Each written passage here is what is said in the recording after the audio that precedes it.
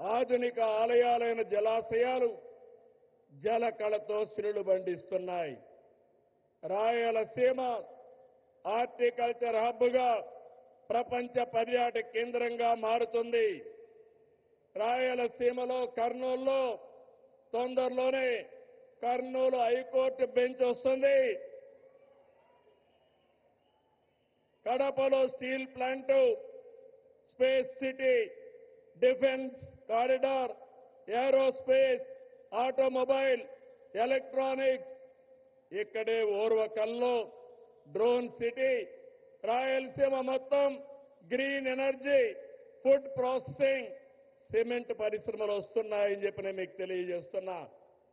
నేడు ప్రధాని చేతుల మీదుగా విద్యుత్, రైల్వే, హైవే, డిఫెన్స్ రంగాలకు చెందిన 13,430 కోట్ల రూపాయలు విలువైన ప్రాజెక్టుల శంకుస్థాపనలు కానీ ప్రారంభాలు కానీ జరుపుకుంటున్నాం.